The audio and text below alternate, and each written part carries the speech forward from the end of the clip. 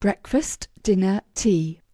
In extreme cases, breakfast, luncheon, dinner, tea, supper, and a glass of something hot at bedtime. What care we take about feeding the lucky body! Which of us does as much for his mind? And what causes the difference? Is the body so much the more important of the two? By no means. But life depends on the body being fed, whereas we can continue to exist as animals, scarcely as men, though the mind be utterly starved and neglected. Therefore nature provides that in case of serious neglect of the body, such terrible consequences of discomfort and pain shall ensue, as will soon bring us back to a sense of our duty, and some of the functions necessary to life she does for us altogether, leaving us no choice in the matter. It would fare but ill with many of us if we were left to superintend our own digestion and circulation. "Bless me," one would cry, "I forgot to wind up my heart this morning. To think that it has been standing still for the last 3 hours."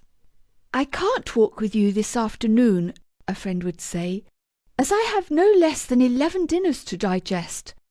I had to let them stand over from last week, being so busy, and my doctor says he will not answer for the consequences if I wait any longer."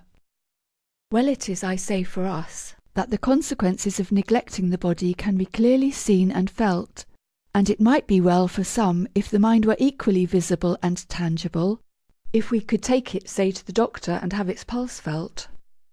"Why, what have you been doing with this mind lately? How have you fed it? It looks pale and the pulse is very slow." "Well, doctor, it has not had much regular food lately. I gave it a lot of sugar plums yesterday." "Sugar plums? What kind?" "Well, they were a parcel of conundrums, sir." "Ah, I thought so. Now just mind this, if you go on playing tricks like that, you'll spoil all its teeth, and get laid up with mental indigestion. You must have nothing but the plainest reading for the next few days. Take care now, no novels on any account." Considering the amount of painful experience many of us have had in feeding and dosing the body, it would, I think, be quite worth our while to try and translate some of the rules into corresponding ones for the mind. First, then, we should set ourselves to provide for our mind its proper kind of food. We very soon learn what will and what will not agree with the body, and find little difficulty in refusing a piece of the tempting pudding or pie which is associated in our memory with that terrible attack of indigestion, and whose very name irresistibly recalls rhubarb and magnesia. But it takes a great many lessons to convince us how indigestible some of our favourite lines of reading are, and again we make a meal of the unwholesome novel, sure to be followed by its usual train of low spirits, unwillingness to work, weariness of existence, in fact, by mental nightmare. Then we should be careful to provide this wholesome food in proper amount. Mental gluttony or over-reading is a dangerous propensity, tending to weakness of digestive power, and in some cases to loss of appetite. We know that bread is a good and wholesome food, but who would like to try the experiment of eating 2 or 3 loaves at a sitting? I have heard a physician telling his patient, whose complaint was merely gluttony and want of exercise, that the earliest symptom of hypernutrition is a deposition of adipose tissue, and no doubt the fine long words greatly consoled the poor man under his increasing load of fat. I wonder if there is such a thing in nature as a fat mind. I really think I have met with 1 or 2 minds which could not keep up with the slowest trot in conversation, could not jump over a logical fence to save their lives, always got stuck fast in a narrow argument, and in short were fit for nothing but to waddle helplessly through the world. Then again, though the food be wholesome and in proper amount, we know that we must not consume too many kinds at once. Take the thirsty a quart of beer, or a quart of cider, or even a quart of cold tea, and he will probably thank you, though not so heartily in the last case. But what think you his feelings would be if you offered him a tray containing a little mug of beer, a little mug of cider, another of cold tea, 1 of hot tea, 1 of coffee, 1 of cocoa, and corresponding vessels of milk, water, brandy and water, and buttermilk? The sum total might be a quart, but would it be the same thing to the haymaker? Having settled the proper kind, amount, and variety of our mental food, it remains that we should be careful to allow proper intervals between meal and meal, and not swallow the food hastily without mastication, so that it may be thoroughly digested, both which rules for the body are also applicable at once to the mind. First, as to the intervals, these are as really necessary as they are for the body, with this difference only, that while the body requires 3 or 4 hours rest before it is ready for another meal, the mind will, in many cases, do with 3 or 4 minutes. I believe that the interval required is much shorter than is generally supposed, and from personal experience, I would recommend anyone who has to devote several hours together to one subject of thought to try the effect of such a break, say once an hour, leaving off for 5 minutes only each time, but taking care to throw the mind absolutely out of gear for those 5 minutes, and to turn it entirely to other subjects. It is astonishing what an amount of impetus and elasticity the mind recovers during those short periods of rest. And then, as to the mastication of the food, the mental process answering to this is simply thinking over what we read. This is a very much greater exertion of mind than the mere passive taking in the contents of our author. So much greater an exertion is it, that, as Coleridge says, the mind often angrily refuses to put itself to such trouble.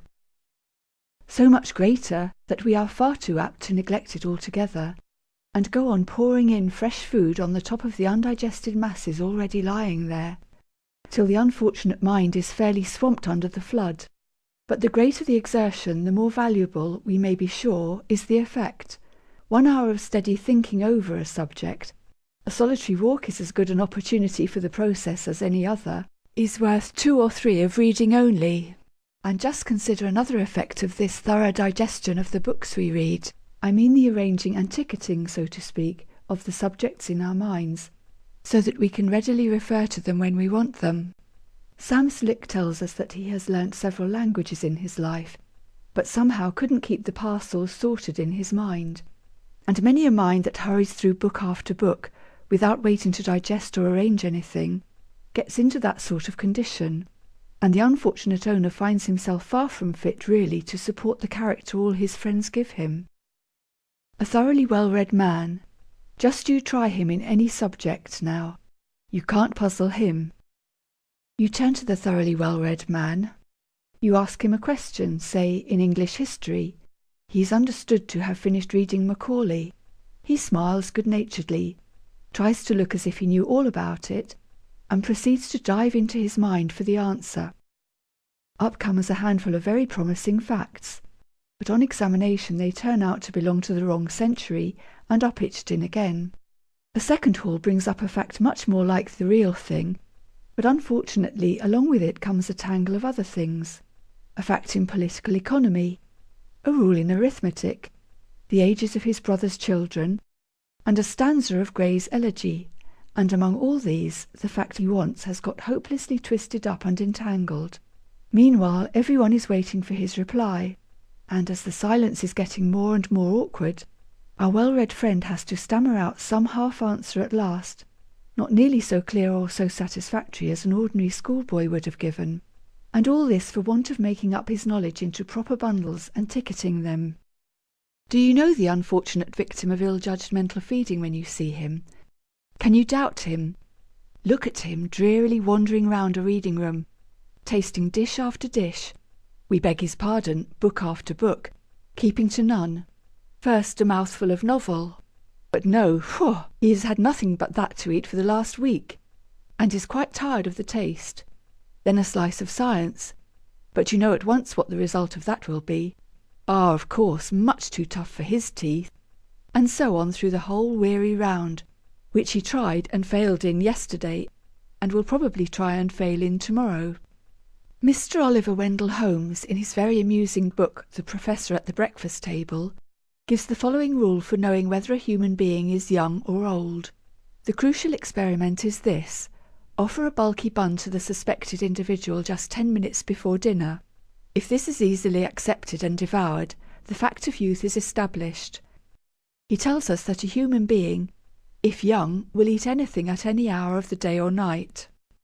To ascertain the healthiness of the mental appetite of a human animal, place in its hands a short, well-written but not exciting treatise on some popular subject, a mental bun in fact. If it is read with eager interest and perfect attention, and if the reader can answer questions on the subject afterwards, the mind is in first-rate working order.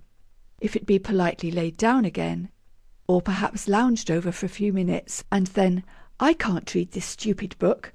Would you hand me the second volume of The Mysterious Murder?" you may be equally sure that there is something wrong in the mental digestion.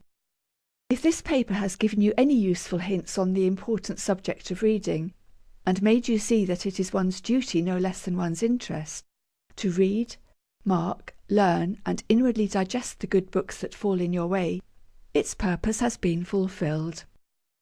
End of Feeding the Mind by Lewis Carroll. Recording by Carol Box in Surrey, England, on the 23rd of June, 2011.